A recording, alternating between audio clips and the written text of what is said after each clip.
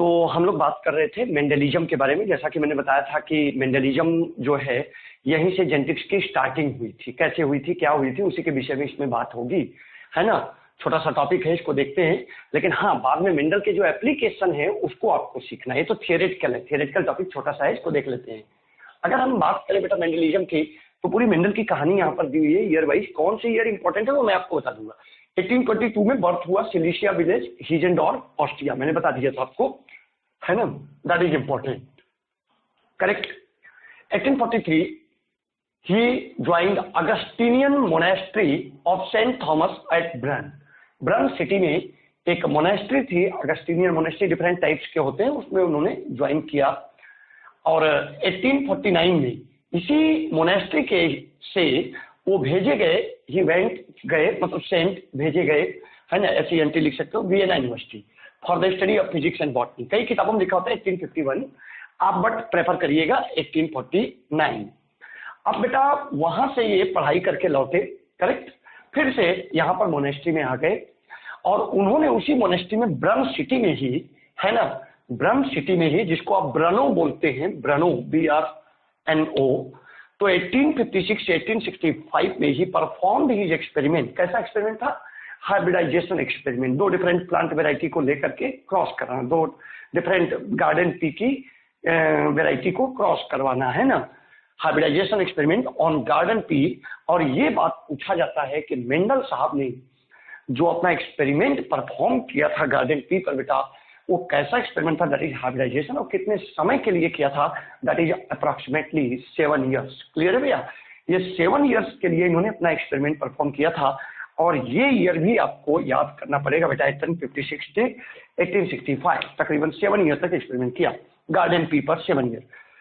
1866 में work of Mendel is publish किया गया, was published, proceeding of natural science society. इस छोटे से जर्नल में, ये जर्नल का नेम है ना, जर्नल है, करेक्ट बेटा। तो इसमें पब्लिश किया गया, लोकल जर्नल था, बाय द नेम, क्या नाम था उनके एक्सपेरिमेंट का? Experiments on plant hybridisation, experiments on plant hybridisation, correct. तो उन्होंने 7 साल तक हजारों पाइसम सेटाइवम के प्लांट लेके उनके बीच में क्रॉस कराते रहे, और जो है डिफरेंट कैरेक्टर यानी डिफरेंट ट्रेट कंसीडर करके, कभी हाइट, कभी सीड कलर, कभी सीड से, आगे बात होगी, डोंट वरी, कभी पोर्ट से, पोर्ट कलर, है ना, उन्होंने एक्सपेरिमेंट करते रहे। और लेकिन 1850 7 साल तक एक्सपेरिमेंट किया, बट पब्लिश किया 1866 में, उनका वर्क पब्लिश हो गया, करेक्ट। अब बेटा 1866 में उनका वर्क पब्लिश हुआ, लोकल जर्नल में था, by the name of experiments on plant hybridisation. In the journal क्या था? Proceeding of natural science society. Clear है? इसमें पब्लिश कर दिया उन्होंने। लेकिन 1866 में पब्लिश करके 1884 में उनकी डेथ हो गई। ये भी इंपॉर्टेंट है, करेक्ट। ब्राइट डिजीज ग्लोमेरुलोनेफ्राइटिस से 1884 में डेथ हो गई। 1866 में पब्लिश हुआ। 34 ईयर्स तक उनके काम को किसी ने ध्यान नहीं दिया, unnoticed. Mendel's work remain unnoticed for 34 years, correct. 34 साल तक बेटा किसी ने भी ध्यान नहीं दिया उनके वर्क को। क्यों? उसके पीछे रीजन क्या था? Mendel's work was ahead of that time. उस जमाने से मेंडल का काम काफी आगे था। लोग उसमें बायोलॉजी में नए नए स्पीशीज, नई नई ये सब चीजें रिसर्च करते थे, इवोल्यूशन की स्टडी चल रही थी, है ना। लेकिन जो मेंडल ने जेनेटिक्स का काम किया था उसके विषय में किसी को जानकारी ही नहीं थी। वो बहुत लोगों के विजन से दूर की चीज थी। Communication was not easy. उस समय कम्युनिकेशन इजी नहीं था। जैसे आज इलेक्ट्रॉनिक मीडिया है, सोशल मीडिया है, ये सब चीजों की वजह से चीजें बहुत जल्दी फैल जाती हैं। लेकिन उस समय लोकल जर्नल पब्लिश हुआ, वहीं का वहीं उसी ब्रन सिटी में ही रह गया, वो उसी यूनिवर्सिटी में दफन हो गया, किसी ने ध्यान नहीं दिया। पहली चीज, वर्क बहुत आगे था, एडवांस था। दूसरी चीज, कम्युनिकेशन वाज नॉट। तीसरी बात, मेंडल ने उस जमाने में जब लोगों को तमीज से बायो नहीं आती थी, तो उन्होंने मैथ और स्टैटिस्टिक्स यूज कर दिया बायो में, करेक्ट। तो लोगों को लगा कि तो पागल ही हो गया होगा। बायो में और मैथ बहुत दूर की बात थी, लोगों के विजन के बियॉन्ड था। तो उस समय मैथ यूज करना उनकी सफलता का भी रीजन है और असफलता का भी रीजन है, याद रखना। तो मैथ यूज किया तो उस समय लोगों को एकदम नया लगा कि भैया ये क्या कर रहा है, क्या चाह रहा है, बायोलॉजी में मैथ कुछ नहीं है। Mendel was unable to give any physical proof for his factor. Factor का मतलब था बेटा जीन। उन्होंने नहीं बोला था जीन, तो जोहानसन ने बोला था, मेंडल साहब फैक्टर बोलते थे। वो बोला करते थे कि हर किसी ट्रेट या कैरेक्टर को one pair of unit factor control करते हैं। उन्होंने बोला था हर कैरेक्टर को या हर ट्रेट को one pair of unit factor, जिसको हम एलील बोलते हैं, जैसे ये टॉल के लिए कैपिटल टी या कैपिटल टी स्मॉल टी, ये वन पेयर हुआ। डॉर्फ के लिए small T one pair unit factor उन्होंने बोला था, जिसको हम बोलते हैं वन पेयर एलील। करेक्ट। थोड़ा एडवांस वर्जन जब आया तो उनके पास कि भैया ये जो फैक्टर है आपका है कहाँ पाया जाता है, किसमें होता है, उनको कुछ जानकारी नहीं। सोचिए, लेकिन उनको बिना किसी जानकारी के फैक्टर कहाँ पाया जाता है, इसका केमिकल कंपोजिशन क्या है, उन्होंने इतनी बड़ी बात बोली थी और सही बात थी। करेक्ट है ना। He himself was not convinced with his work.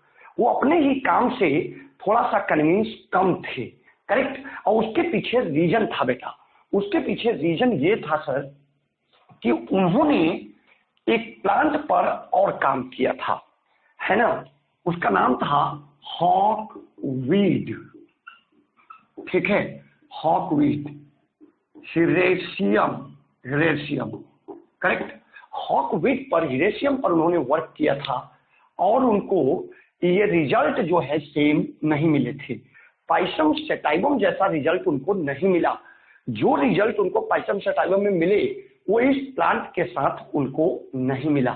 इनके एक फ्रेंड थे कार्ल नगेली, उन्होंने इसको सजेस्ट किया था कि मेंडल जी आपने पाइसम सेटाइवम पर तो यानी गार्डन पी पर तो रिसर्च कर लिया, चलिए एक इस प्लांट पर भी काम कर लीजिए, है ना, देखिए कि रिसर्च कैसा है, सही है कि नहीं, एक्सपेरिमेंट परफेक्ट है नहीं। तो इसके साथ जो है बेटे रिजल्ट जो है जब मेंडल ने काम किया तो एबनॉर्मल आने लगे। तो मेंडल कंफ्यूज हो गए कि अरे यार शायद पाइसम सेटाइवम के साथ तो रिजल्ट आ रहा लेकिन दूसरे प्लांट के साथ नहीं आएगा। तो lack of aggressiveness in his personality.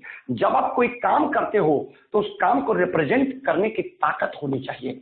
Suppose that मेरे पास बहुत नॉलेज है, मान लीजिए ऐसा ना हो भले, है ना, मेरे पास बहुत नॉलेज है लेकिन मैं उसको रिप्रेजेंट ना कर पाऊं आपके सामने, तो वो मेरी नॉलेज किस काम के अंदर ही है, मैं बोल के समझा ना पाऊं आपको किस काम। वैसे ही मेंडल साहब थोड़े एग्रेसिव कम थे, सीधे थे बेचारे।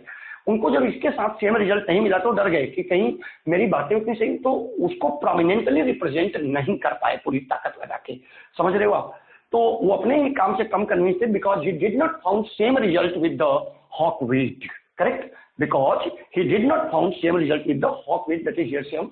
रिजल्ट एबनॉर्मल आता था। और भाई साहब मैं बताना चाहूंगा रिजल्ट एबनॉर्मल क्यों आता था, क्योंकि ये प्लांट ही एबनॉर्मल था बेटा। सोचो, जिसने सजेस्ट किया था कार्ल नगेली, अब बताओ ये मेंडल के दोस्त थे कि दुश्मन? दुश्मन ही रहे होंगे। किसने एक एबनॉर्मल प्लांट लाके पकड़ा दिया मेंडल को कि इस पे रिसर्च कर भाई। और एबनॉर्मल प्लांट पर कैसे रिजल्ट आएगा, क्योंकि इसमें प्रॉपर सेक्सुअल रिप्रोडक्शन के साथ साथ एसेक्सुअल रिप्रोडक्शन भी होता था, पार्थिनोजेनेसिस भी होती थी। करेक्ट। चलो बातें करेंगे। पॉपुलैरिटी ऑफ चार्ल्स डार्विन, ये भी एक बहुत बड़ा रीजन है मेंडल के असफल होने का। मेंडल सफल क्यों नहीं हुए, मेंडल का वर्क क्यों हिडन रहा इतने समय तक, यानी मेंडल अनसक्सेस क्यों रहे, है ना, इसके पीछे पॉपुलैरिटी ऑफ डार्विन। डार्विन उस समय आपको पता है गैलापागोस आइलैंड पर बैठ करके, है ना, बर्ड देख रहे थे, चिड़िया, जिसको डार्विन फिंचेस बोला था।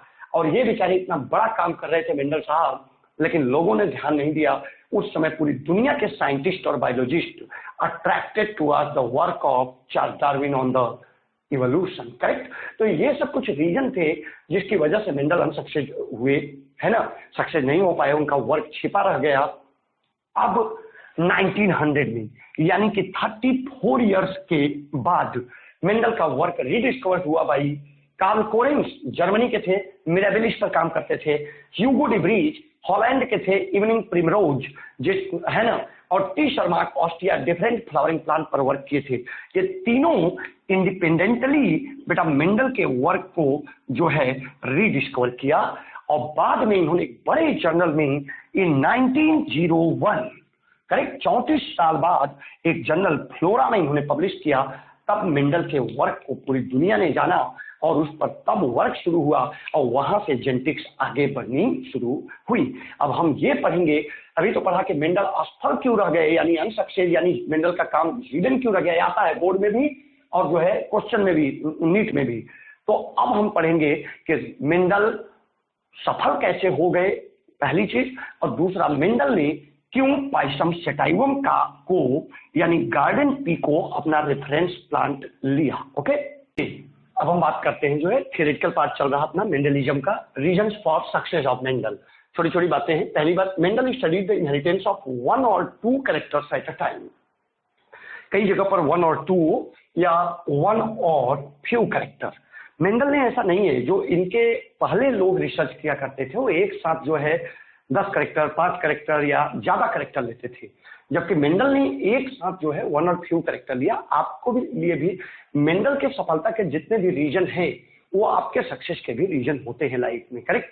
जैसे कहा जाता है कि आप एक काम एक समय में करेंगे तो ज्यादा एक्यूरेसी आएगी। ये नहीं कि सब गोलमोल 10 minute physics, 10 minute chemistry, 10 minute bio, नहीं, प्रॉपर तरीके से 1.5-2 घंटे फिजिक्स पढ़ें, 1.5-2 घंटे केमिस्ट्री पढ़ें, 1.5-2 घंटे बायो। और दूसरा तरीका ये है कि एक साथ मेडिकल, इंजीनियरिंग, कॉमर्स सबकी तैयारी नहीं होती, मेडिकल की ही करें तो एक बार में एक कैरेक्टर लेते थे या 2 कैरेक्टर या उससे थोड़े ज्यादा, 3 maximum. He use pure breeding varieties of the P of for his experiment. अपने एक्सपेरिमेंट के लिए वो हमेशा प्योर वेराइटी यानी होमोजाइगस लेके चलते थे बेटा। होमोजाइगस से हमेशा वो अपना क्रॉस शुरू करते थे। जैसे आप एनसीईआरटी को फॉलो करेंगे ओनली थियरी के लिए तो आप ज्यादा सफल होंगे, करेक्ट, क्योंकि एनसीईआरटी की लाइन बीच में आती है।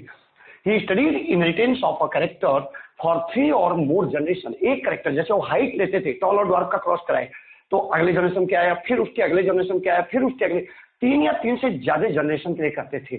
जैसे उन्होंने पाइसम सेटाइवम के एक कैरेक्टर को लेकर के बार बार एक्सपेरिमेंट किया, वैसे ही अगर आप एनसीईआरटी का हर चैप्टर बार बार रिवाइज करोगे डेफिनेटली आप सफल होंगे।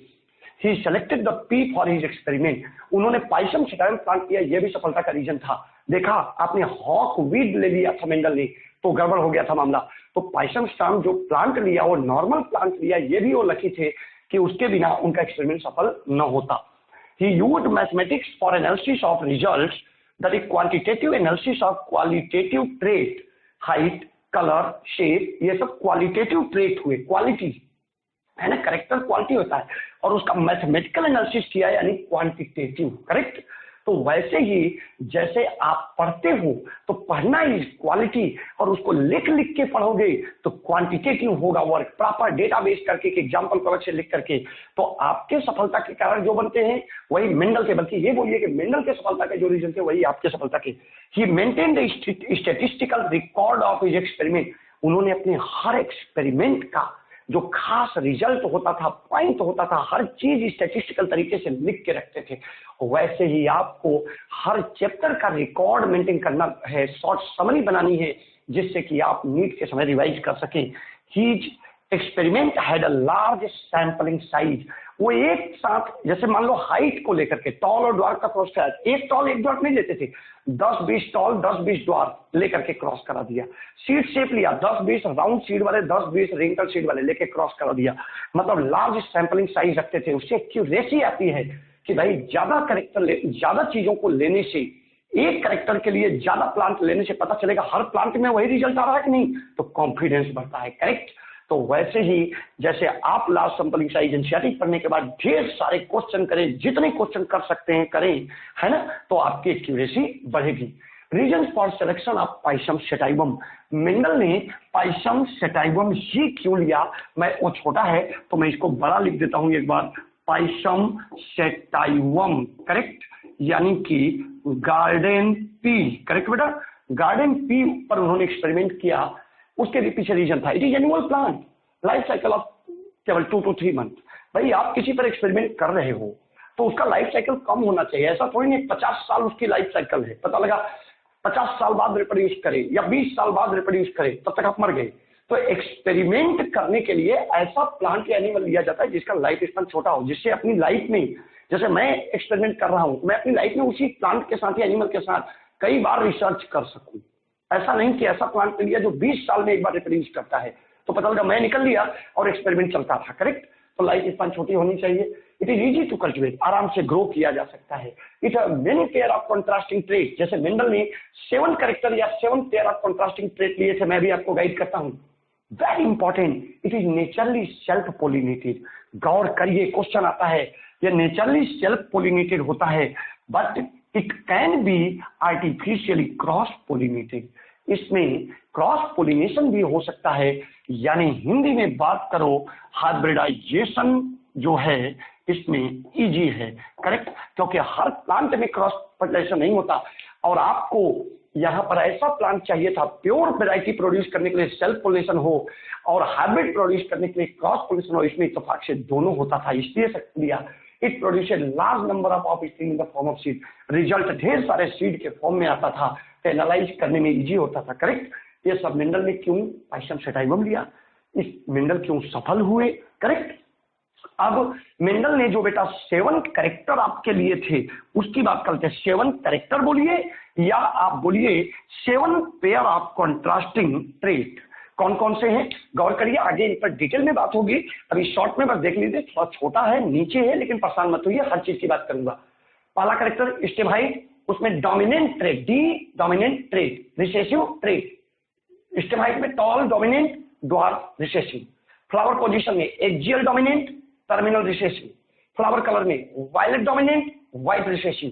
पोर्ट शेप में inflated dominant, constricted recessive. Pod colour में green dominant, yellow recessive. Seed shape में round dominant, wrinkled recessive. Seed colour में येलो डोमिनेंट, ग्रीन रिसेसिव। ये आपको याद होने चाहिए, इसलिए क्योंकि इस पे अच्छे क्वेश्चन बनते हैं और अभी मैं बना के आपको दिखाऊंगा, क्लियर। तो स्टेमाइट में tall dwarf, flower position axial terminal, flower colour violet white, pod shape inflated constricted, pod colour green yellow, seed shape round wrinkle, seed colour. गौर करिए यहाँ पर ध्यान देने वाली बात सर ये है, पोर्ट कलर जो है इसमें ग्रीन डोमिनेंट है, येलो रिसेसिव है, और सीड कलर में येलो डोमिनेंट है, ग्रीन से, करेक्ट। और ये 7 कैरेक्टर, एक साइंटिस्ट थे एस ब्लिक्स्ट, BLIXT, इन्होंने बोला कि मात्र ये 4 डिफरेंट क्रोमोजोम पर पाए जाते हैं। बोलो 7 कैरेक्टर 7 क्रोमोजोम पर नहीं पाए जाते, कितने क्रोमोजोम? ओनली 4। पहला स्टेमाइट किस पर? 4th पर। Flower position 4th, flower colour 1st, port shape 4th, pod colour 5th, seed shape 7th और सीड कलर 1st। आपको याद करने के लिए याद करना है 441451, एक फोन नंबर याद कर लीजिए। लेकिन ये फोन नंबर तभी अप्लाई होगा जब आप ये सीक्वेंस याद करें प्रॉपर। देखिए स्टेम हाइट, सबसे पहला मेंडल हाइट ही लेते थे, उसके बाद फ्लावर, उसके बाद पोड, उसके बाद सीड। देखिए हाइट को एक किनारे करिए, अल्फाबेट में एफ पहले आता है, फिर पी आता है, फिर एस आता है, करेक्ट। तो फ्लावर और कलर हर बार सेकंड मैंने लिया है, तो याद हो जाए stem height, flower position, flower colour, pod shape, pod colour, seed shape, seed colour, इसको याद करना पड़ेगा। ओके, अब आगे बढ़ते हैं, इनके डिटेल में हम जाते हैं जी। अभी जो है हमने मेंडल के 7 कैरेक्टर की बात किया और उसमें हमने बात किया था स्टेम हाइट के बारे में, flower position, flower colour, pod shape, pod colour, seed shape, seed colour, correct. उसमें कुछ क्वेश्चन बनते हैं, question based on character selected by the Mendel. जैसे पहला क्वेश्चन मैंने पूछा, which chromosome has maximum number of gene या character selected by the Mendel. यहाँ जो भी बात होगी मेंडल के कैरेक्टर की बात होगी। तो आपको पता है 4th क्रोमोसोम पर मैक्सिमम कैरेक्टर है, 4 कैरेक्टर 4th क्रोमोसोम पर है, correct. Which of the 3 character, sorry, which of the given character express only in homozygous condition। गौर करिए only homozygous दिया है और यहाँ both hetero and homo। हमने 4 कैरेक्टर आपको दिया, कौन कौन से? Green port, green seed, white flower, axial flower. अब देखिए ये क्वेश्चन करने के लिए आपको सबसे पहले पता होना चाहिए कि इनमें से कौन से कैरेक्टर डोमिनेंट है, कौन से रिसेसिव। चलिए लिख लेते हैं, green port dominant D, green seed recessive, white flower recessive, axial flower dominant. अब आपको मैंने डेफिनेशन लिखाई थी कि रिसेसिव जो होगा वो केवल और केवल होमोजाइगस में एक्सप्रेस करेगा, करेक्ट। तो जैसे सेकेंड और थर्ड केवल होमोजाइगस में एक्सप्रेस करेंगे, फर्स्ट और फोर्थ होमो और हेट्रो दोनों में बिकॉज ये डोमिनेंट है, और ये केवल होमो में बिकॉज ये रिसेसिव है। एग्री? अब देखिए, which other characters are regulated by gene for flower colour. Flower colour के लिए जो रिस्पॉन्सिबल जीन है वो और कैरेक्टर कौन से कंट्रोल करता है? Gene for flower colour also regulate seed coat colour. Seed coat colour को भी रेगुलेट करता है। मेंडल ने सेलेक्ट किया था, गौर करिए, red spot in leaf axis. Leaf के एक्सिस में जो है रेड स्पॉट जो होता है उसको भी ये कंट्रोल करता है। गौर करें, मेंडल ने फ्लावर कलर लिया था। पहली बात क्लियर कर लीजिए, सीड कोट कलर मेंडल नहीं लिया था, सीड कलर लिया था। दूसरी बात, रेड स्पॉट इन एक्जिल, ये दोनों के दोनों कैरेक्टर मेंडल ने बिल्कुल नहीं लिया था, दिमाग में बन लीजिए। हाँ, लेकिन ये एक बात क्लियर है कि जो फ्लावर कलर का जीन है वो इन दो कैरेक्टर को भी कंट्रोल करता है। मेंडल भले नहीं लिए। अब एक जीन कितने कैरेक्टर कंट्रोल कर रहा? 3। एक जीन कितने कैरेक्टर कंट्रोल कर रहा? 3। ऐसे जीन जो एक से ज्यादा कैरेक्टर को कंट्रोल करे, they are called as pleiotropic gene. चिंता मत करिए, इस पर आप पीएचडी करने वाले इन फ्यूचर, है ना, ये पढ़ेंगे। The gene which regulate more than one character. हमारे दिमाग में एक पिक्चर होता है कि एक जीन कितने कैरेक्टर कंट्रोल करता है? एक। लेकिन ऐसी भी सिचुएशन होती है कि एक gene and more than one character. Agree? दूसरा, describe about the gene for seed shape. NCERT का पॉइंट है, very important, gene for seed shape. चलिए, जीन फॉर सीड शेप, दो जीन हुए, दो जीन में दो allele, dominant allele capital B, recessive allele small B. इसको मैं आपकी मर्जी कैपिटल आर और स्मॉल आर भी ले सकता हूं, कोई दिक्कत नहीं है, बी ले लो या आर ले लो। अगर डोमिनेंट एलील होगा तो क्या बनाएगा? कौन सा एंजाइम बनाएगा? SBE। What is this? Starch branching enzyme. Correct?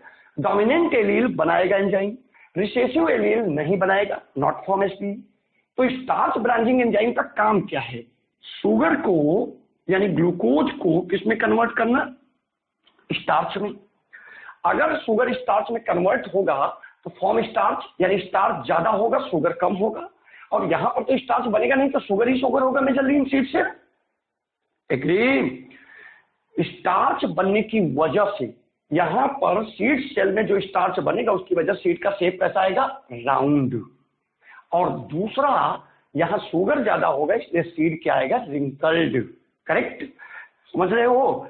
अब देखिए, in this case single gene control seed form यानी seed shape and size of starch grain. Starch के साइज को, फिर से बात वही है कि एक जीन दो character, seed shape, seed form मतलब सीड शेप, और दूसरा साइज ऑफ स्टार्च ग्रेन। जरा डीप में जाके देखिए, जीन मैंने कैपिटल बी लिया है, स्मॉल बी। अगर कैपिटल बी है, इन दोनों का कॉम्बिनेशन बनाओगे, 3 कॉम्बिनेशन बनेगा, capital B capital B, capital B small B, small B small B. अगर दो डोमिनेंट है, राउंड शीट, एक डोमिनेंट एक रिसेसिव, राउंड शीट, दोनों रिसेसिव, रिंकल शीट। लेकिन कैपिटल बी अगर है तो लार्ज स्टार्च ग्रेन बनेगा, कैपिटल बी स्मॉल बी है तो इंटरमीडिएट स्टार्च ग्रेन बनेगा, और small B small starch grain बनेगा। गौर करें भैया, मतलब यहां पर जो नंबर ऑफ डोमिनेंट एलील है वो भी डिसाइड करेगा, ऐसा होता नहीं है। नंबर ऑफ डोमिनेंट एलील भी डिटरमाइन करेगा साइज को। 2 dominant large, 1 dominant intermediate, 0 dominant small. जब ऐसा कभी केस बन जाए कि number of dominant allele phenotype को अफेक्ट करे, तो बोलिए उसे बोलते हैं क्वांटिटेटिव कैरेक्टर, क्वांटिटेटिव जीन या ट्रेट। करेक्ट? तो बोलो, जो जीन फॉर स्टार्च ग्रेन है वो 2 चीजों को डिटरमाइन करता है। पहली चीज, 2 कैरेक्टर, सीड फॉर्म और साइज ऑफ स्टार्च ग्रेन, इसलिए ये हो गया प्लियोट्रॉपिक। और दूसरा, यहां पर जितना ज्यादा डोमिनेंट, 2 डोमिनेंट तो लार्ज, 1 डोमिनेंट तो इंटरमीडिएट, और 0 डोमिनेंट स्मॉल, दैट मीन ये क्वांटिटेटिव भी हो गया। अच्छा, चलिए यहां से एक बात मैं बोल देना चाहता हूं कि आपको ये समझ में आया कि नहीं? बोलिए ना। अगर हाँ तो खुशी की बात है, ना तो और खुशी की बात है, क्योंकि आप इन दोनों टॉपिक पर पीएचडी करने वाले हैं। इसको इग्नोर कर देना अभी, आप तो बस ये टर्म इंट्रोड्यूस किया है, मैंने पढ़ाया नहीं है। दोनों टॉपिक पर पीएचडी करेंगे। ओके जी। अब हम बात करेंगे techniques used by Mendel. Mendel ने जो हाइब्रिडाइजेशन के एक्सपेरिमेंट किए उसमें कौन कौन सी टेक्निक या प्रोसेस यूज किए, जस्ट एक हेडिंग बना के मेंडल की बातें और इनिशिएटिव बातें कवर कर रहे हैं हम। Mendel perform hybridisation experiment. गौर करिए, मेंडल ह्यूमन है, ह्यूमन के द्वारा कोई भी किया गया कार्य आर्टिफिशियल होता है। जब हाइब्रिडाइजेशन कराओगे तो उसके लिए पाइसम सेटाइवम के प्लांट में क्या करवाना पड़ेगा, क्रॉस पोलिनेशन। और क्योंकि मेंडल क्रॉस पोलिनेशन करवा रहे थे इसलिए that is called as artificial pollination. Correct. देखिए नेचुरली क्रॉस पोलिनेशन होता है, लेकिन यहाँ पर मेंडल क्रॉस पोलिनेशन करवा रहे थे इसलिए आर्टिफिशियल पोलिनेशन बाय यूजिंग पहला selection of true breeding lines. It is done by continuous selfing. आप अच्छी तरह से जानते हो बेटा कि जैसे एक पाइसम सेटाइवम का ये प्लांट है, करेक्ट, तो यहां पर मान लीजिए ये फीमेल रिप्रोडक्टिव पार्ट हुआ, करेक्ट बेटा, और ये जो है मेल रिप्रोडक्टिव पार्ट यानी कि एंथर के साथ। तो ये क्या करते थे, इसका पोलन ग्रेन बार बार इसमें डालते थे स्टिग्मा पर, तो क्या होता था इसको सेल्फ पोलिनेशन, क्योंकि पाइसम सेटाइवम जब बाइसेक्सुअल, करेक्ट, तो बाइसेक्सुअल प्लांट में बार बार क्रॉस करवा के सेल्फ पोलिनेशन करवाते थे। आपको आइडिया हो या ना हो, मैं एक बात चिल्ला के बोलना चाहता हूं, आगे मैं प्रूव भी करूंगा, 6 जनरेशन तक ले जाके प्रूव करूंगा कि कैसे जब बार बार आप कॉन्टिन्यूअस सेल्फिंग करते हैं। सेल्फिंग मतलब सेल्फ पोलिनेशन, करेक्ट, सेल्फिंग मतलब सेल्फ पोलिनेशन, तो बेटा होमोजाइगोसिटी बढ़ती है। समझ में आया? यानी कि प्योर लाइन बनते हैं और उसी प्योर लाइन को ट्रू ब्रीडिंग। तो बार बार मेंडल साहब सेल्फ पोलिनेशन करवा के क्या बनाए उन्होंने, होमोजाइगस यानी ट्रू ब्रीडिंग लाइन या प्योर लाइन वैरायटी बनाए। और मैं आपको बताना चाहूंगा sir, Mendel selected 14 true breeding plant varieties as pairs. गौर करिए, मैं 3 तरीके से इसको बोल सकता हूं। मेंडल सेलेक्टेड 7 कैरेक्टर या 7 पेयर ऑफ कॉन्ट्रास्टिंग ट्रेट या 14 true breeding plant varieties as pairs. कैसे? टॉल, ड्वार्फ हाइट के लिए, सीड शेप के लिए, राउंड, रिंकल, करेक्टर बताया था ना मैंने, 7 करेक्टर मेंडल के, वही तो उनको टॉल ड्वार्फ 2 हुए, ओके, राउंड रिंकल 2 2 4 हुए, इन्फ्लेटेड कंस्ट्रिक्टेड 6 हुए, इस तरीके से 14 as pairs, which were similar except one for one character with contrasting trait, except for one character with contrasting trait। एक कैरेक्टर को अगर छोड़ दें विथ कॉन्ट्रास्टिंग ट्रेट। जैसे 2 प्लांट आप ले लीजिए, एक को मेल बनाना है एक को फीमेल, क्योंकि क्रॉसिंग करवानी है आपको, करेक्ट। अभी तो सेल्फिंग करवा दी, सेल्फिंग जब प्योर वैरायटी बनाया, प्योर वैरायटी जब बन गई तो 2 प्लांट आपने लिए, एक पाइसम सेटाइवम के 2 प्लांट, एक मेल मानना है एक फीमेल। कैसे मानेंगे वो मैं बताऊंगा। अभी जैसे एक प्लांट ले लीजिए, टॉल, राउंड, इन्फ्लेटेड, बोलो, ग्रीन पोड, करेक्ट, वायलेट फ्लावर, सही है।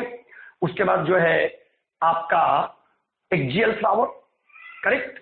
इस तरीके से ले लीजिए आप 7 करेक्टर, इसमें भी सब ले लीजिए, सारे सिमिलर कर दीजिए, बस एक डिफरेंट कर दीजिए। टॉल वहां दिया है कि हाँ ड्वार्फ कर दो, बाकी सेम कर दो, इधर वायलेट तो इधर वायलेट, करेक्ट।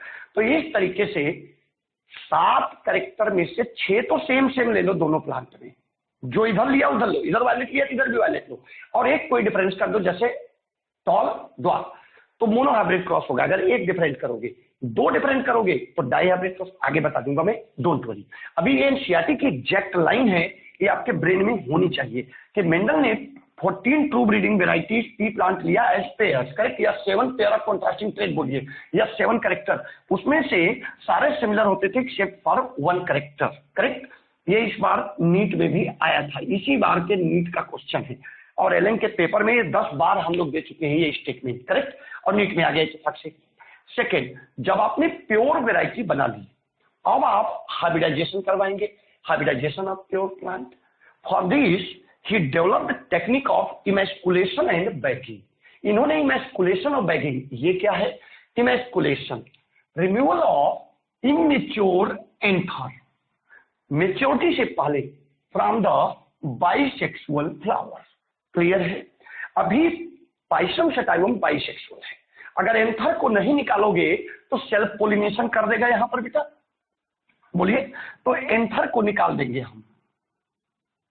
और जब एंथर को बाइसेक्सुअल फ्लावर से एंथर यानी मेल रिप्रोडक्टिव पार्ट को मेच्योरिटी से पहले निकालोगे तो उसे कौन सा प्रोसेस बोलते हैं? Emasculation. Very important, okay. Emasculation करवा दिया। क्यों इमैस्कुलेशन करवाया? Emasculation is done to prevent self pollination. Emasculation किस लिए करवाया जाता है जरा बताएं तो आप। सेल्फ पोलिनेशन को रोकने के लिए, क्योंकि आपको हाइब्रिडाइजेशन करवाना है तो आपको क्रॉस पोलिनेशन करवाया जाएगा। अच्छा, यहाँ एक बहुत जबरदस्त कॉन्सेप्ट बताते हैं। देखिए, दो प्लांट मैंने लिए, एक में ये फीमेल रिप्रोडक्टिव पार्ट, ये फीमेल रिप्रोडक्टिव पार्ट, बोलिए, ये मेल रिप्रोडक्टिव पार्ट, ये मेल रिप्रोडक्टिव पार्ट। अब इसमें से इसको हटाना है एंथर को, करेक्ट। एक को मेल मानोगे, एक को फीमेल, तभी तो क्रॉस कराओगे। दो प्लांट लिया पार्शियल को, एक को मेल एक को फीमेल। अब आप अपना दिमाग लगा के मुझे चिल्ला के बताइए कि ये मेल मैंने मान लिया फर्स्ट को, इसको फीमेल मान लिया, बताओ आप किसका एंथर निकालूं? किसका, मेल का कि फीमेल का? अगर बाबूजी मेल फ्लावर का आपने एंथर निकाल दिया तो ये मेल रहा कहां, ये फीमेल हो गया। इसीलिए आपको मेल जिसको आपने माना है उसका एंथर नहीं निकालना है, जिसको आपने फीमेल माना है उसका एंथर। तो बोलो, emasculation is perform in the plant considered as female. समझ में आया? तभी तो उसको फीमेल मानोगे। अब इमैस्कुलेशन हो गया, अब इमैस्कुलेशन करके इसको हम कवर कर देंगे पॉलीथीन से या पार्चमेंट पेपर से, bagging. Emasculation covered by, emasculated flowers are covered by bagging. Bagging क्यों किया जाता है? It is used to prevent undesired cross pollination, जिससे कि कोई और पोलन ग्रेन आके यहां लैंड न कर जाए। बोलिए, उसके लिए हम इसको कवर कर देते हैं। तो बोलिए, इमैस्कुलेशन किसके लिए किया? सेल्फ पोलिनेशन के रूप में। बैगिंग किस लिए किया? अनडिजायर्ड क्रॉस पोलिनेशन नहीं, क्रॉस पोलिनेशन करवाना ही है, अनडिजायर्ड क्रॉस पोलिनेशन। अब ये मेच्योर हो गया, मेच्योर हो गया तो बैग को हटा के ये पोलन ग्रेन आप लेकर के डस्टिंग कर दीजिए। पोलन ग्रेन की डस्टिंग किससे करते हैं? ब्रश से।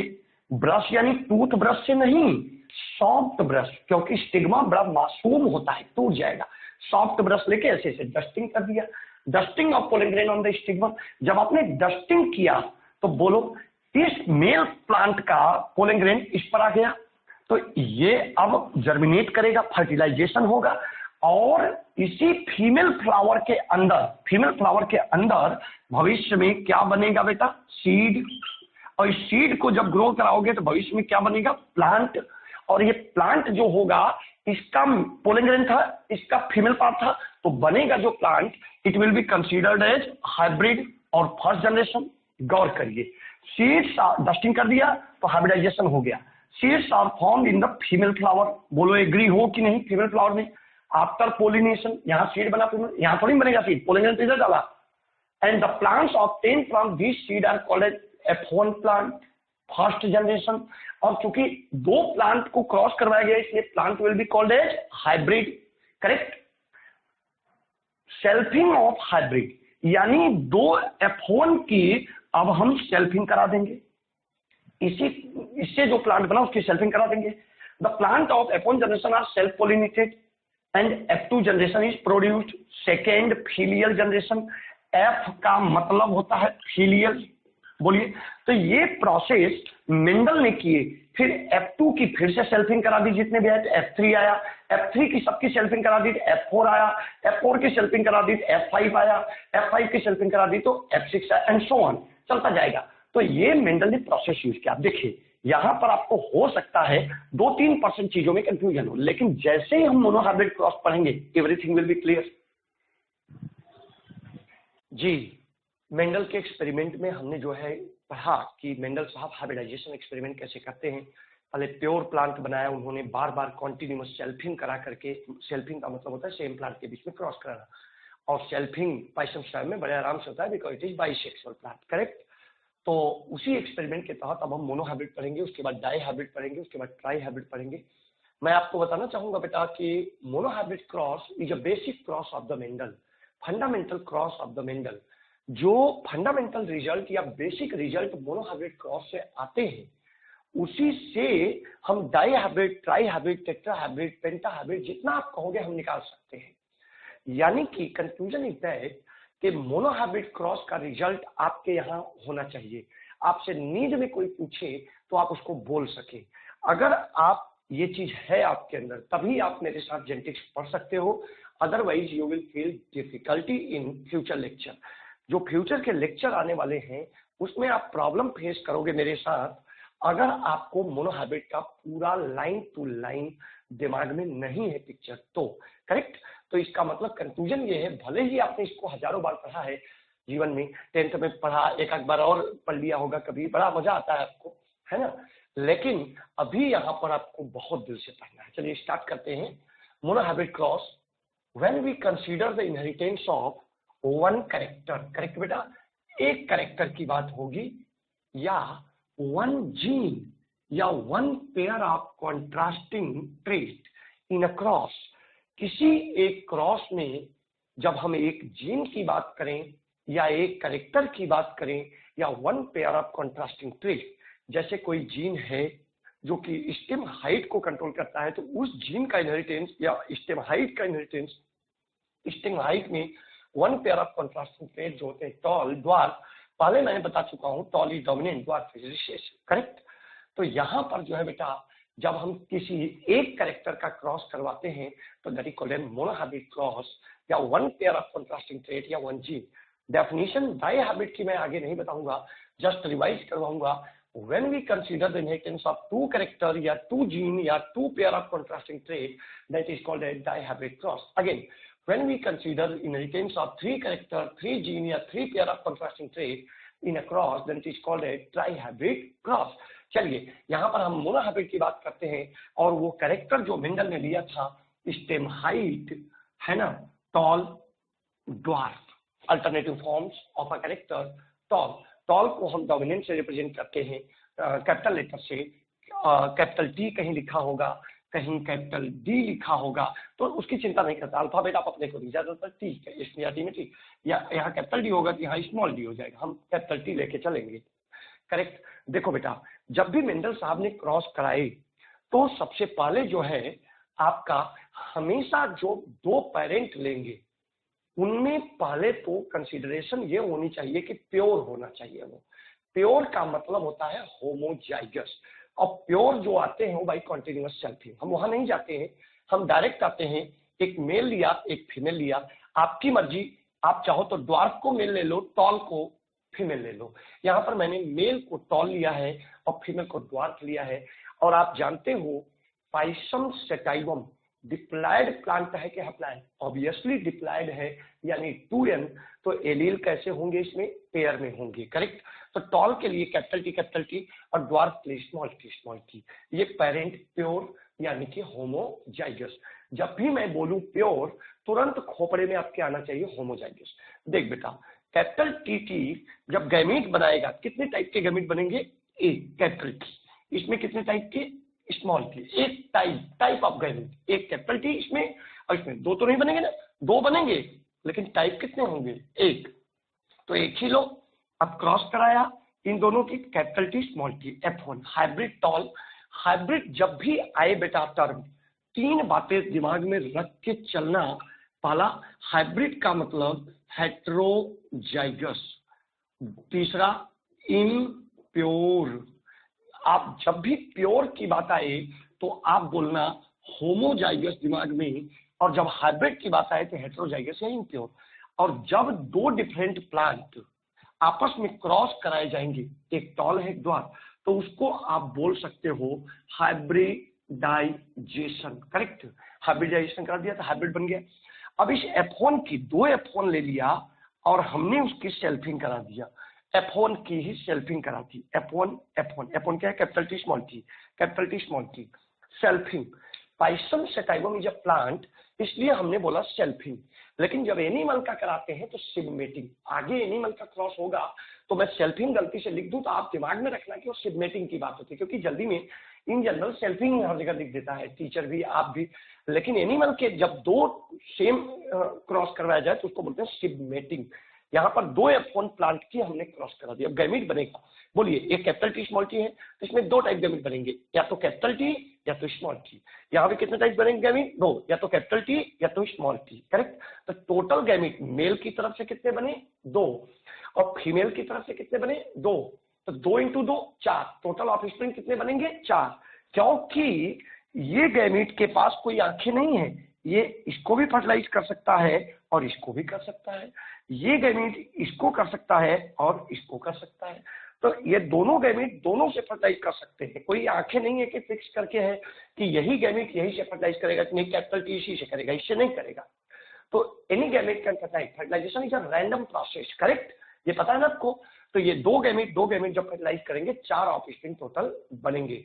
आगे मैं आपको चिंता मत करिए, गैमेट फॉर्मेशन मैं आपको सिखाऊंगा, उस पर क्वेश्चन भी कराऊंगा, अभी यहाँ पर इतना मान के चलिए।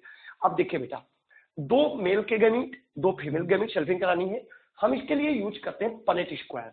तो जब 2 F1 का क्रॉस कराओगे क्या आएगा, F2, क्या आएगा F2, सेकेंड जनरेशन। तो एक मेल लिया, मेल के 2 गैमीट, बोलो कौन कौन, capital T small T. Female के 2 gamete, capital T small T. देखो फीमेल के 2 गैमीट, ये इसको फीमेल माना है ना, तो कैपिटल टी स्मॉल टी, और मेल के capital T small, Punnett square use करते हैं, है ना। तो capital T small T female की, अब ये फीमेल गैमीट इससे या इससे दोनों फर्टिलाइज करेगा, तो इससे करेगा कैपिटल टी, और इससे करेगा कैपिटल टी स्मॉल टी, ये इससे करेगा कैपिटल टी स्मॉल टी, इससे करेगा तो स्मॉल टी स्मॉल। नॉर्मली दिमाग में रखना इस चीज को, इसको और इसको हम ऐसे भी लिख सकते हैं, small T capital T, small T capital T, लेकिन याद रखना हमेशा बेटा प्रेफरेबल कौन होता है, पहले डोमिनेंट यानी पहले बड़ा और उसके बाद छोटा। क्लियर है, कैपिटल टी स्मॉल टी। अब देख बेटा, अगर हम देखें यहां पर टोटल कितने ऑफ स्प्रिंग आए F2 में, जब 2 F1 का क्रॉस कराया तो F2, agree. Total of spring कितने आए, 4, जिसमें से मैं लिखता हूं ये हुआ प्योर टॉल, एग्री, और ये जो हुआ बेटा इम्प्योर टॉल, ये भी क्या हुआ बेटा, इम्प्योर टॉल यानी हाइब्रिड टॉल, और ये हुआ प्योर ड्वार्फ। ड्वार्फ हमेशा प्योर होगा, उसमें शक मत करिए। चलिए फिलहाल ये टॉल टॉल टॉल, बोलिए 4 में से कितने टॉल हैं टोटल, 3, तो 3 क्या हो गए टॉल, और 1 क्या हो गया बेटा ड्वार्फ। बोलिए भाई साहब, तो 4 में से 3 देखने में कैसे दिख रहे हैं, टॉल, और 1 कैसा दिख रहा, ड्वार्फ। तो दिखना, एक्सटर्नल अपीयरेंस को क्या बोलते हैं, फिनोटाइप। तो पीआर यानी फिनोटाइपिक रेशियो, मैं लिख देता हूं, पीआर यानी फिनोटाइपिक रेशियो। जरा बोलो कितने टॉल है, 3, तो 3, और कितने ड्वार्फ है, 1, तो 3:1, यानी कंक्लूजन इज दैट कि 3/4 is tall and 1/4 is dwarf. External, बाहर से देख लेगा। चलो आपने ये 3 प्लांट देखा, 3 टॉल दिखे और 1 ड्वार्फ था, फिनोटाइपिक रेशियो हो गया। What will be genotypic ratio? GR मतलब genotypic ratio, correct, genotypic ratio. तो जीनोटिपिक रेशियो में जब अंदर हम जाते हैं तो ये देखते हैं कि 1 प्योर टॉल है, करेक्ट, 1, और 2 इम्प्योर टॉल है और 1 ड्वार्फ है। तो 1 जो है आपका प्योर टॉल, 2 इम्प्योर टॉल और 1 ड्वार्फ।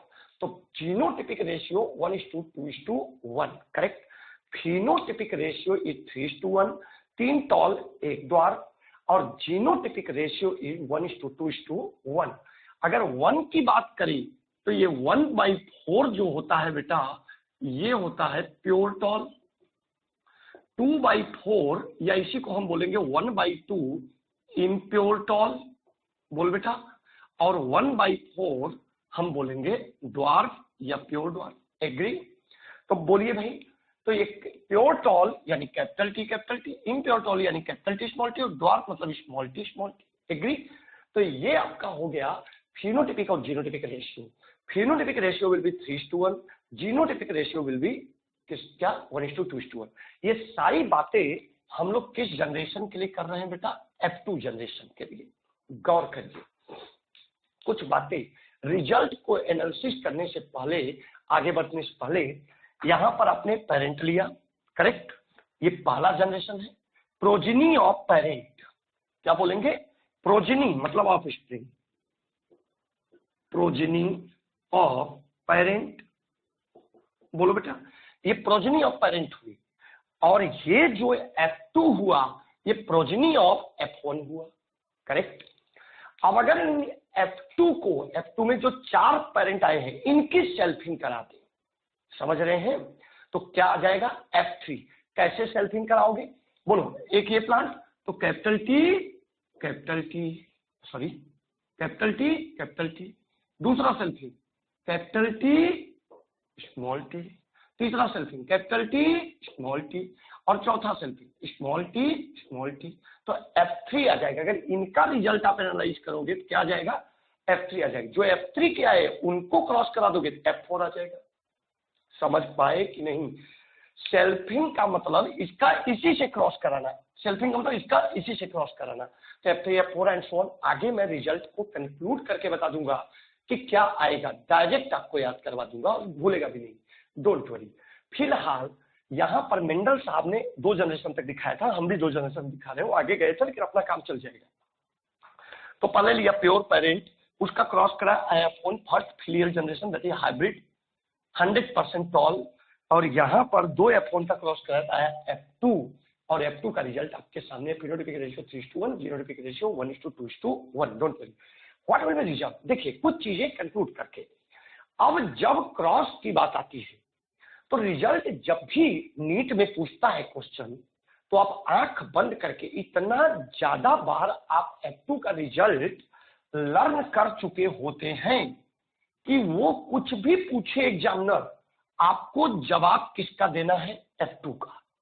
आपके इतना ज्यादा F2 का नशा चढ़ जाता है, आपको इतना पसंद आता है 3:1, 1:2:1, 3/4 टॉल, 1/4 ड्वार्फ, 1/4 प्योर टॉल, बोलो 1/4 प्योर टॉल, 2/4 इम्प्योर टॉल। 2/4 का आप क्या लिख सकते हो, 1/2, या 1/4 जो है प्योर ड्वार्फ या होमोजाइगस ड्वार्फ। बोलो क्लियर है?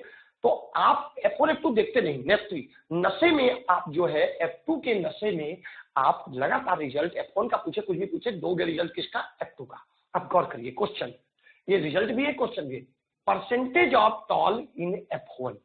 सबसे पहली बात भाई साहब, जनरेशन की स्पेलिंग गलत लिख दिया है, ये सही कर दिया। तो F1 में परसेंटेज ऑफ टॉल बोलिए 100%। बात हो रही है सर F2 की नहीं, F1 की। Agree? Percentage of impure tall in F1, गौर करिए F1 जनरेशन, F1 में इम्प्योर टॉल कितने, सारे टॉल जो है वो इम्प्योर ही है, तो अगेन रिजल्ट विल बी 100%। बोलो एग्री? रिजल्ट फिर से क्या हुआ सर, 100%। परसेंटेज ऑफ प्योर या होमोजाइगस टॉल इन F1, जरा बोलो ये टॉल जो है F1 में कैसे है, इम्प्योर। तो यहां पर प्योर टॉल F1 में जो है 0%, करेक्ट। अब बारी आती है F2 की, परसेंटेज ऑफ प्योर टॉल, बोलो 4 है, प्योर टॉल तो कैपिटल टी एक ही है ना, 4 में से 1 यानी 1/4, तो कितना आया भाई साहब, 25% इंटू 100, मुझे भी पता है। ओके, तो यहां पर बात चल रही है प्योर की और F2 की, प्योर टॉल की और F2 की। इम्प्योर टॉल इन F2, बोलो टोटल 4 ऑफस्प्रिंग है, इम्प्योर कितने हैं, 2, तो आप लिखोगे 2/4 या 1/2, result will be 50%। Agree? Percentage of dwarf in F2 generation, देखो भाई ड्वार्फ बोले या होमोजाइगस रिसेसिव बोले, बोलो ड्वार्फ कितने हैं, 1, टोटल ऑफस्प्रिंग 4, तो 1/4 यानी कि 25%।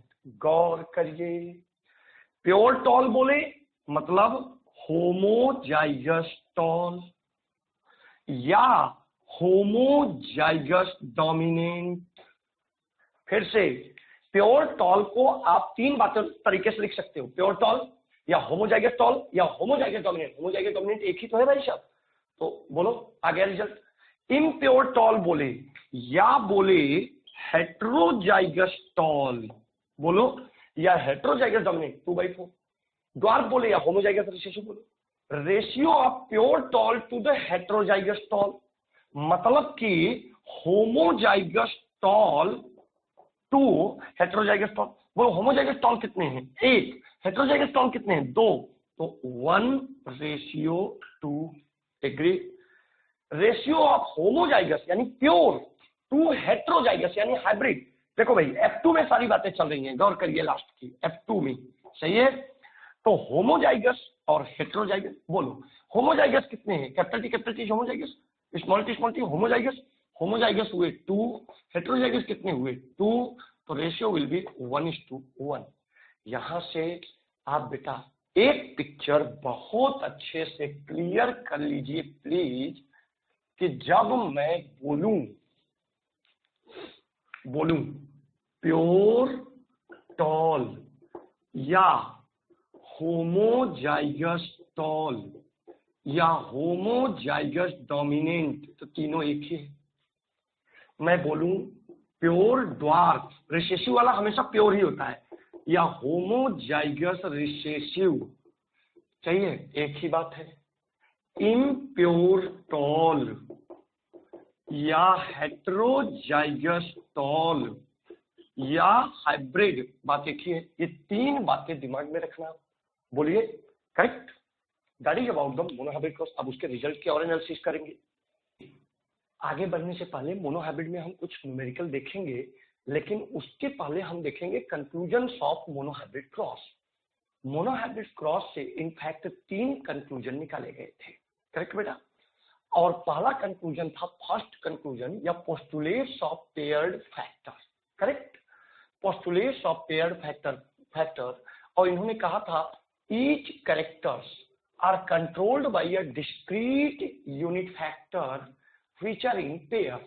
डिस्क्रीट यूनिट फैक्टर जो कि कैसे होते हैं बेटा, इन पेयर्स, करेक्ट।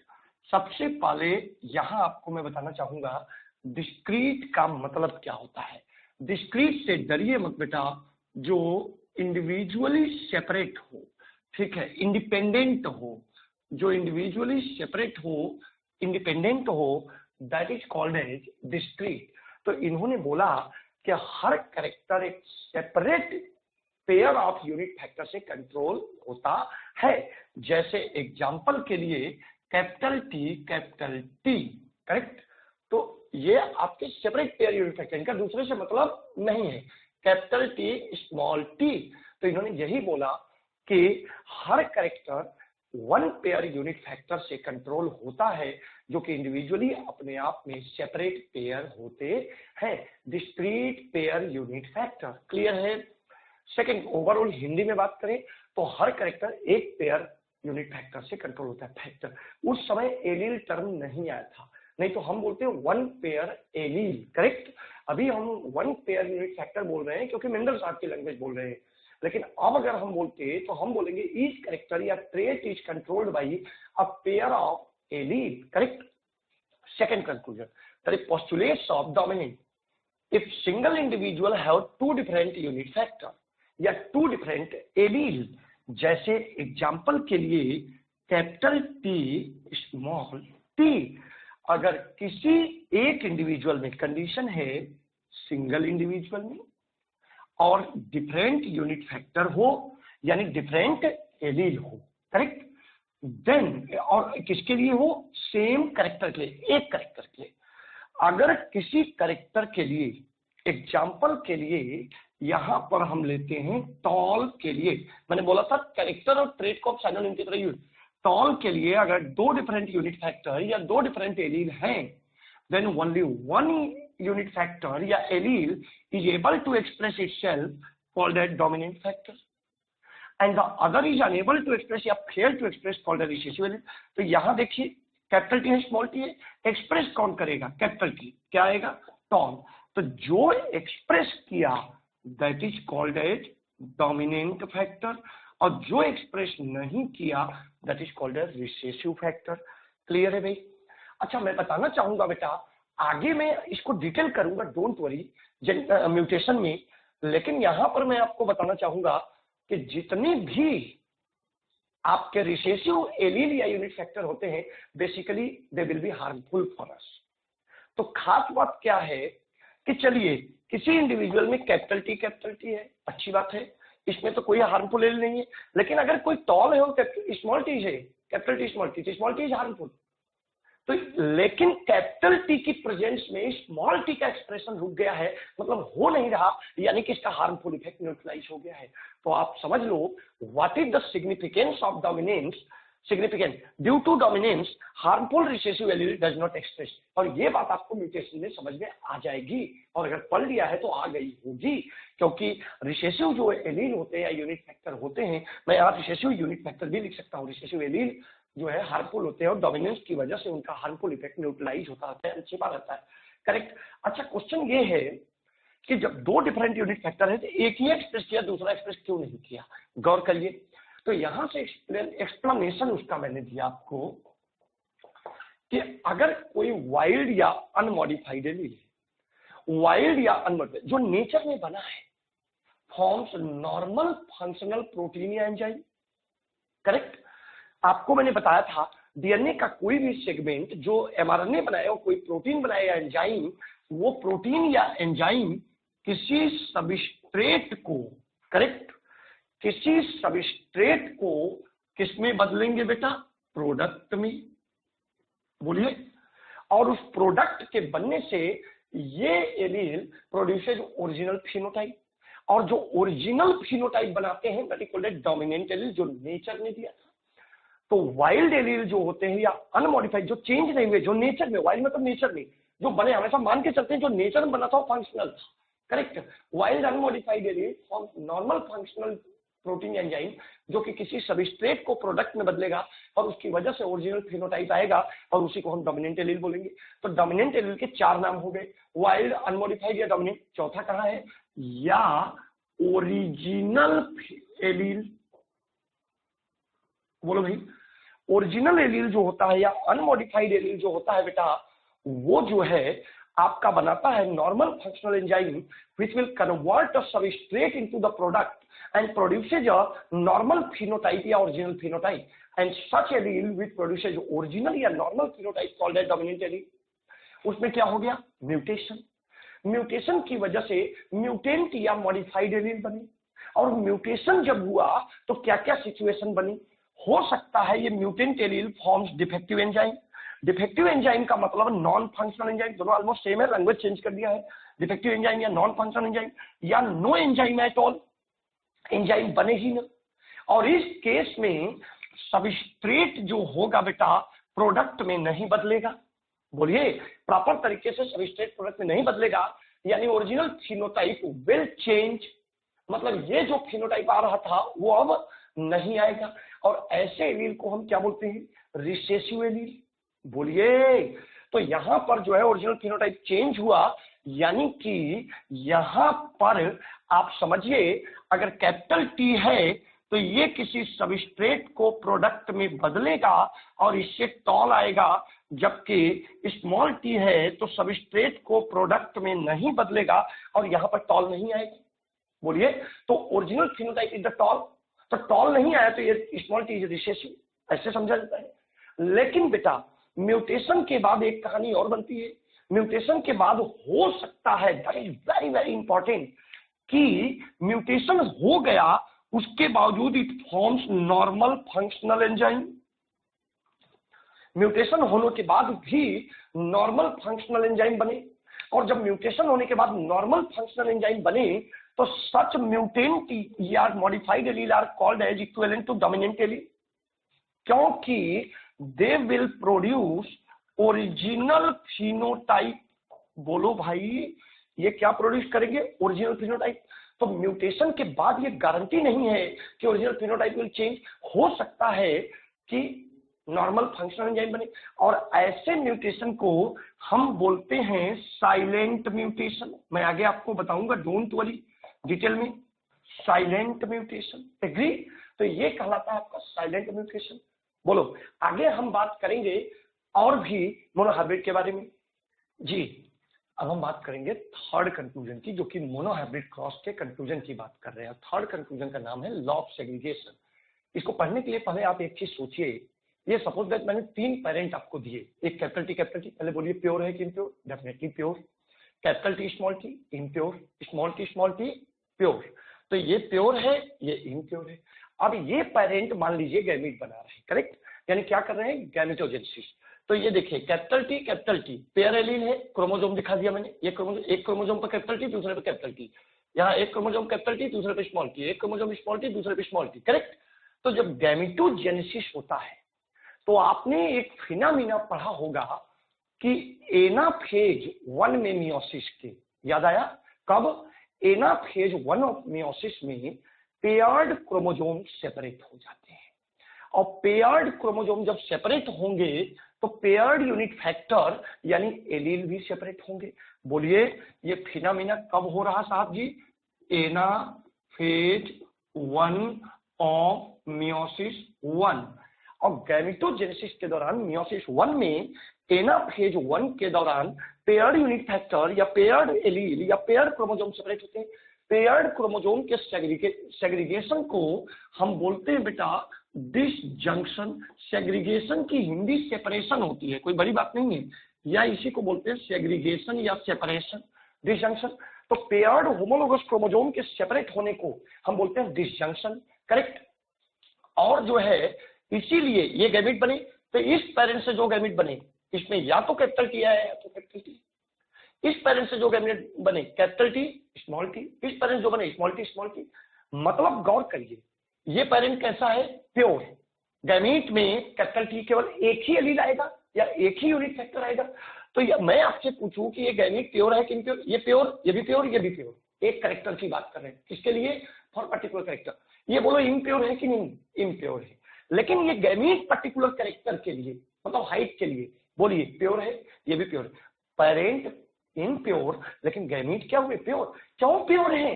क्योंकि किसी एक करेक्टर के जो 2 एलील होते हैं उसमें कितने रिसीव हुए? केवल एक। तो उसमें प्योर और इम्प्योर की बात कहां से रही? वो तो हमेशा प्योर ही रहेगा, लेकिन कंडीशन होगी फॉर अ पर्टिकुलर कैरेक्टर। तो देखिए ये प्योर लेकिन गैमेट प्योर, ये इम्प्योर लेकिन गैमेट प्योर, प्योर प्योर। तो पेरेंट चाहे प्योर हो चाहे इम्प्योर हो, किसके लिए? For particular character. गैमेट हमेशा क्या होंगे? प्योर होंगे। तो बोलो ये प्योरिटी आई किसकी वजह से? सेपरेशन यानी सेग्रीगेशन। कब हुआ? Anaphase 1 of meiosis 1। तो ये लॉ क्या कहता है? यानी law sorry during gamete formation paired unit factor यानी पेयर्ड एलील फैक्टर को अब एलील बोलते हैं, सेग्रीगेट रैंडमली, सेग्रीगेट हो जाएंगे, correct, and transferred into gamete. ये जो पेयर्ड यूनिट फैक्टर हैं ये सेपरेट होंगे। पहले तो सेग्रीगेट की हिंदी लिख लो आप, हिंदी क्या होती है? सेपरेट, करेक्ट, सेपरेट हुए और ट्रांसफर किसमें हुए? गैमेट में। And each gamete receive only 1 factor of a pair. बोलिए हर गैमेट जो है केवल क्या रिसीव करेगा? Only 1 factor of a pair. Therefore parents चाहे इम्प्योर हो चाहे pure, but gametes are always pure for a particular character. इसीलिए इसको बोलते हैं conclusion of purity of gamete या law of purity of gamete या law of segregation, third conclusion को। और ये लॉ जो है बेस्ड है मेंडल के एक स्टेटमेंट पर। This law is based on the fact that allele sharing factor do not show any blending. Allele जो है ब्लेंडिंग नहीं करते हैं, and both the characters are recovered as such in F2 generation. Allele blend नहीं होते। हालांकि ये बात मेंडल की पूरी तरह से सही नहीं थी। No doubt law of segregation बिल्कुल सही था कि पेयर्ड यूनिट फैक्टर जो है क्या होते हैं? सेपरेट होते हैं, करेक्ट। तो इसमें उसी को उन्होंने कहा this law is based on the fact that allies do not show any blending. इसकी बात मैं फ्यूचर में करूंगा, डोंट वरी। इस लाइन को अभी आप भूल जाइए 2 मिनट के लिए। भूल गए? बस लिख दिया यहां, इसको भूल जाइए बस। बोलिए गैमेट फॉर्मेशन के दौरान paired unit factor segregate randomly, देख रहे हैं रैंडमली सेग्रीगेट हुए, चाहे ये इस गैमेट में चला जाए चाहे ये फिक्स नहीं है, and transferred into the gamete, and each gamete receive only 1 factor या allele of a pair। एक पेयर का केवल एक ही। therefore gametes are always pure for a character। गौर करिए what is the significance of segregation? law of segregation का क्या significance है? some characters are hidden in F1 but reappear in the F2 due to segregation। गौर करिए capital T, small T, ये क्या रहा? Toll, ये क्या रहा? ड्वार्फ, ये क्या आया? टॉल। F1 में कैपिटल टी स्मॉल टी केवल टॉल, मतलब क्या छिप गया, द्वार। अब F1 की सेल्फिंग कराओ, capital T small T, capital T small T, बोलो एक टॉल, एक प्योर टॉल, दो इम्प्योर टॉल और एक द्वार, मतलब कि टॉल भी आया और द्वार भी आया। आपने देखा अगर ये capital T small T segregate ना होती, सुन रहे हैं आप मुझे, तो क्या टॉल और द्वार आता? बोलो, नहीं समझ में आया भाई? ये कैपिटल टी स्मॉल टी, एक तरफ कैपिटल टी गया, दूसरी तरफ स्मॉल टी, दूसरे कैबिनेट में इधर कैपिटल टी स्मॉल टी, तो इसीलिए तो टॉल भी आया, द्वार भी आया।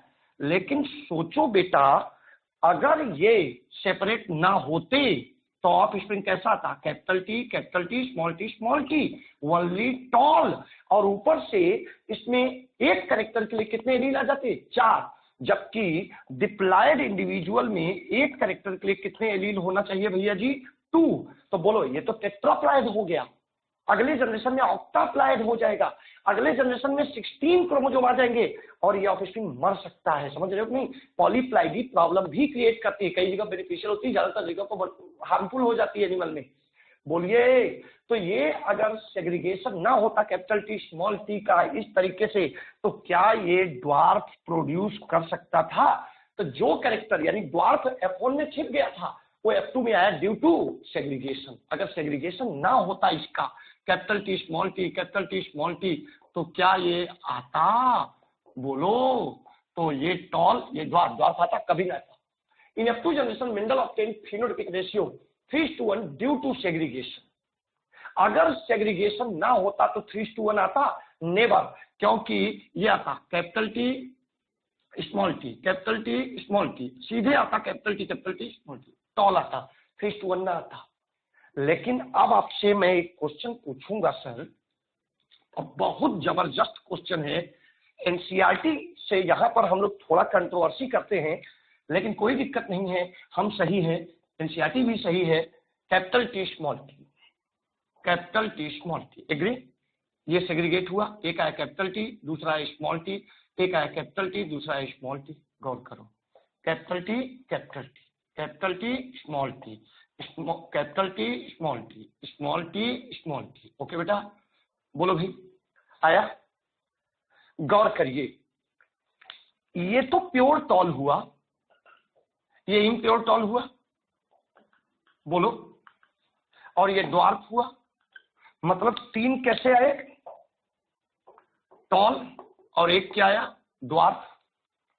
आप बताओ, अगर ये कैपिटल टी स्मॉल टी के ऊपर डोमिनेंट ना होता तो क्या ये टॉल होता? नेवर।